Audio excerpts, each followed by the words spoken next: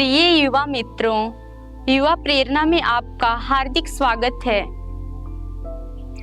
मेरा नाम निशु एक्का है। मैं कन्या उच्चतर माध्यमिक विद्यालय गिना बाहर की छात्र हूँ।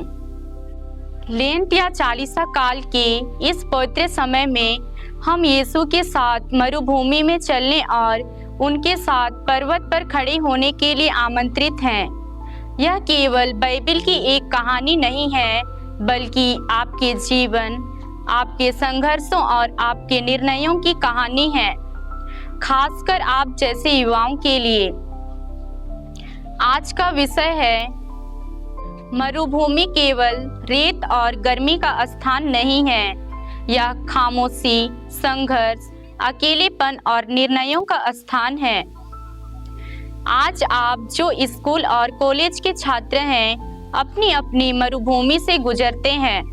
परीक्षा का दबाव, असफलता का डर, दूसरों से तुलना, मोबाइल और सोशल मीडिया की लत, सही और गलत के बीच भ्रम, कई बुरी चीजों की लत। यीशु यह सब समझते हैं क्योंकि उन्होंने स्वयं परीक्षाओं का सामना किया। 40 दिन के उपवास के बाद यीशु आत्मा के द्वारा मरुभूमि में ले जाए गए ताकि उनकी परीक्षा हो। पहली परीक्षा मरुभूमि में, रोटी की परीक्षा।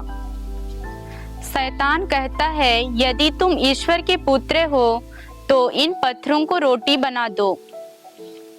यह आसान रास्ते की परीक्षा है।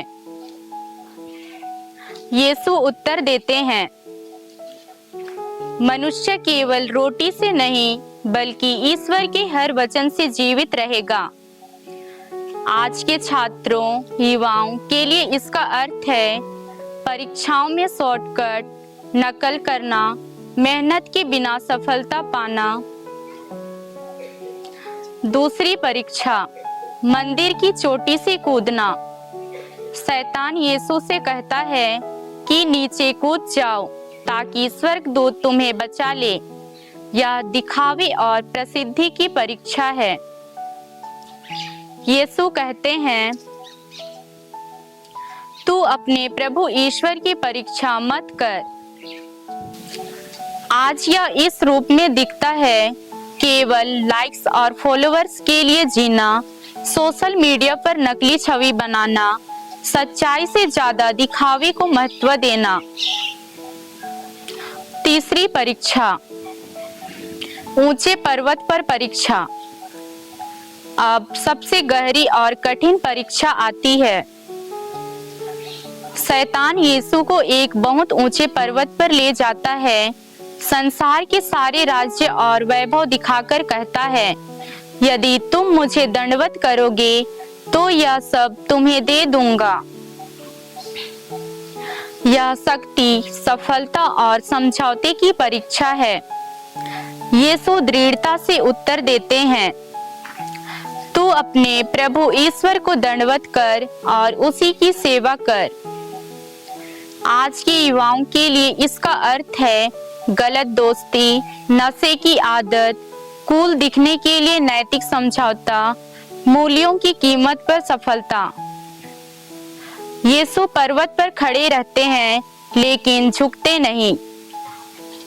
एक छात्र बोर्ड परीक्षा की तैयारी कर रहा था। दबाव बहुत था। दोस्त नकल की योजना बना रहे थे। सब कह रहे थे कि बस एक बार। उसने मना कर दिया। वह पास तो हुआ लेकिन टॉपर नहीं बना। कुछ वर्षों बाद वही छात्र शिक्षक बना।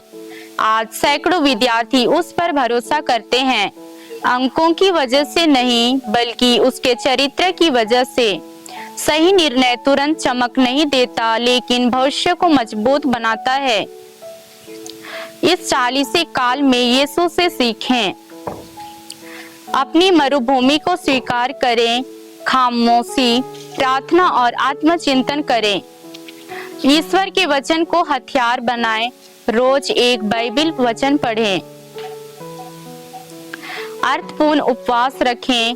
केवल भोजन से नहीं, बुरी आदतों से भी दूर रहें। सहायता मांगे, माता पिता, शिक्षक या मार्गदर्शक से बात करें। प्रिय युवा मित्रों, मरुभूमि आपका चरित्र गढ़ती है और पर्वत आपकी निष्ठा की परीक्षा लेता है। यीशु की तरह आप भी बिना समझौता किए हर परीक्षा में विजयी हो सकते हैं।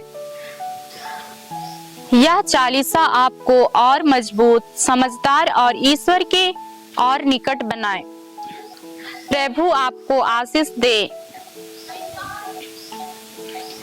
युवा प्रेरणा से जुड़ने के लिए आपको सहृदय धन्यवाद।